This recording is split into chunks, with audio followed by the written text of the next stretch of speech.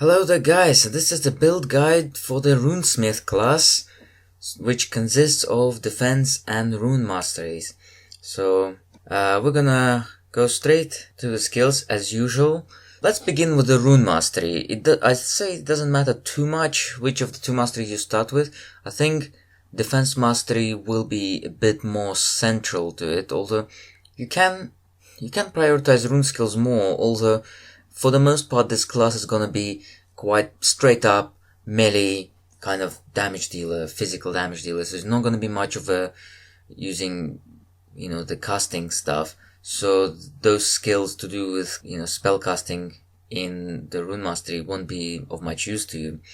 So I will begin with the rune mastery here, but as I said, you can start with either mastery. Just keep in mind that defense mastery is a little slow at the start, so you might have an easier time, like in the first act with the rune mastery, and then maybe picking up defense mastery afterwards and just having it overtake the rune mastery. So rune weapon, for that one I pretty much went minimalistic route. So when I say minimalistic, I mean minimalistic for when you actually go for this tree. So that's maxing out the base skill. The reason to max it out is because it's got that 25% total damage increase. You probably won't get much use out of the intelligence and elemental damage buffs though. For the magical charge, I decided not to max it out because the elemental damage is not going to be of much use for this class. However, the energy drain synergy is going to be pretty great because it debuffs the enemies. And the transmutation, I think it's not going to be very, very good here. So that's pretty much, unless you going to be specializing in low spellcasting, I don't think you need the magical charge and transmutation skills that much. Sacred Rage tree, that one you max it out, that will be pretty decent. Reckless Offense, not so much because that's more for dual wielding and you want to make use of your shield, which is pretty much central to the defense mastery. And the energy armor, not much use. I mean, it's a bit of an underwhelming skill, to be honest. Rune Word Feather will be absolutely great because the offensive ability increase, and especially with most defense classes, they actually lack that offensive ability bonus, so that will be actually very useful for this class. And then you have the Rune Word Explode. As I always say, it's kind of like one of those skills that you can either max it out fully or you can just stick just one point in it, so it occasionally does that stun and increases the damage over a small arc. Then you have Rune Word Absorb will be useful for this class because you have a shield, so you can absorb some of the energy. Although, now I'm thinking about it, you probably, if you're not doing much spellcasting, you probably might not, you might only get away with just 1 or 2 points in this skill and it will be enough. Although you will be using some of the other skills like, Thunder Strike and Shield Charge, so it could be quite a good idea to get this. Thunder Strike, yep, I always say get it. Although I would say, you have a charging skill in defense as well, Shield Charge, and you have Thunder Strike. They both charge forward and strike the enemies. Both are amazing skills, actually. I mean, in the ideal world, I would actually say get both of them, but if you don't want to get both of them, if you want to save your skill point on something else, then get just one of them. I'd say it doesn't matter too much because they're both amazing, so you can either get Thunder Strike or Shield Charge, and both of them will allow you to hit multiple enemies at the same time. And Seal of Fate and Runic Mines, I'd say for the Runesmith, they will be even less useful than for most other rune classes. I mean, for the caster rune class, you at least might find some use for them, but for the Runesmith, they'll be, I think, absolutely worthless. And the same goes for the Menrir Wall and Guardian Stones. I don't think Runesmith needs them at all.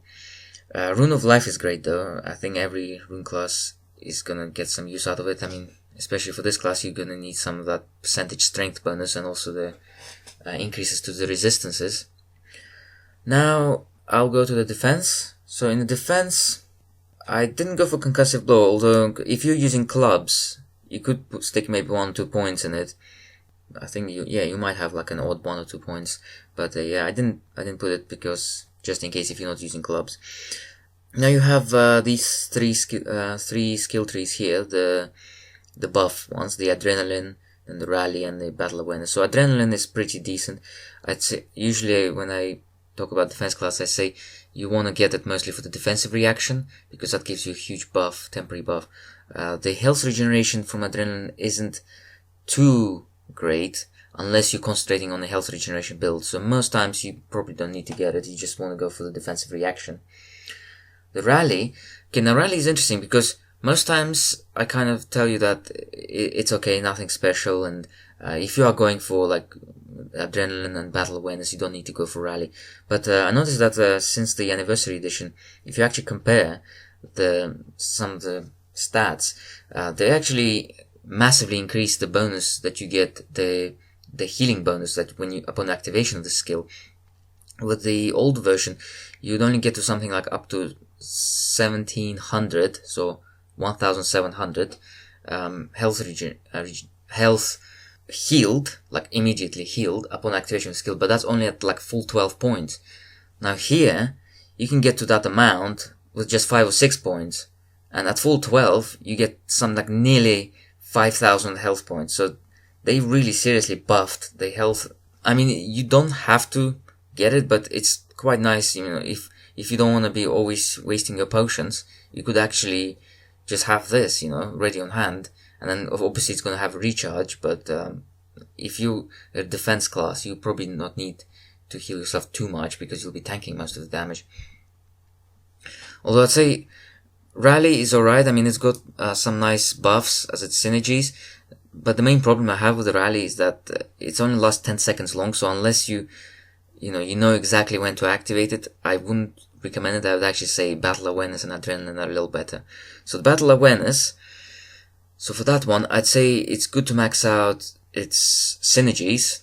The Iron Will especially. Iron Will gives some bonuses to all those secondary and tertiary resistances, and it seems they actually added some of them ever since the anniversary update as well. So there's actually a mind control resistance as well for your pets, because the Battle Awareness actually it's an aura that spreads to your pets as well. So there's a mind control resistance, which is pretty decent.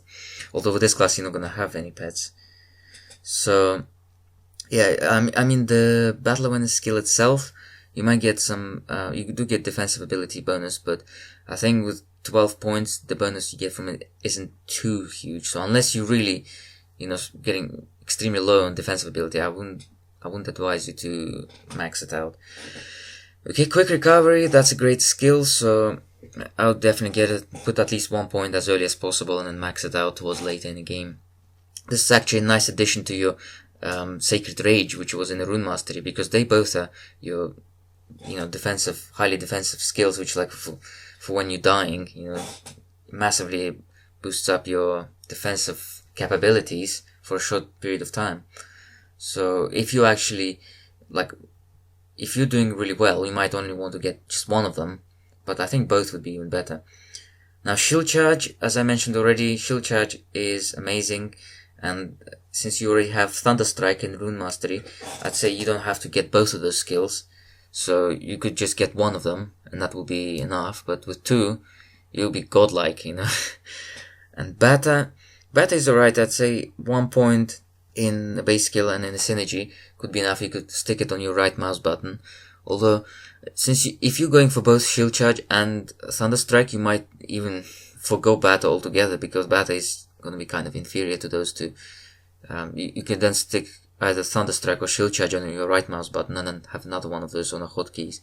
So that might be even a better setup. Depends on how you go with the skill points, Now Colossus form, usually I just say stick 1 point in it, and 1 point is usually enough. It's one of those 1 point wonders. So you would use it from time to time, like on bosses, and it gives you a massive boost to stats for some time. Armor handling, yeah, max it out because of the reduction requirement to the attributes needed for armor. So definitely go for that, and it improves your armor absorption as well. And for all three shield passives, you'd want to get them as well. So Shield Smash, Disable, and Pulverize. So whenever you go for the defense class, you'd always max those out because they are extremely powerful. They do damage both with your weapon and with the shield. So it's kind of like the damage goes your weapon damage, then the damage that you have on your shield, and also the damage that's mentioned in the skill. So you have quite a lot of damage additions going with those. They're pretty powerful skills. So yeah, I'd say if you're going for absolute essentials with this class, I'd say you go for the the Rune Weapon with its Energy Drain synergy, the Sacred Rage, the Thunder Strike, the Runewood Feather, the Rune of Life, and then in the defense would be at least one of the three skill trees on the left side. So either Battle Awareness or Adrenaline, I would advise. And then Shield Charge and the Shield passives basically. Now for the attributes, I mean, this is pretty straightforward class, so just like most melee classes which concentrate purely on melee physical damage, you'd go for about ratio of 2 to strength to 1 in dexterity. You wouldn't need intelligence here unless you're going for the spell casting, which you most likely wouldn't with this class. So yeah, if your energy gets too low, if you have too many energy reserve skills, you might want to pop a few points in energy. But I think otherwise, yeah, just strength and dexterity would be your main ones, especially strength. So I hope this was helpful, and do let me know in the comments which of the rune classes you want me to do next. I think we only have like 3 left. So yeah, see you guys in the next guide. Bye bye.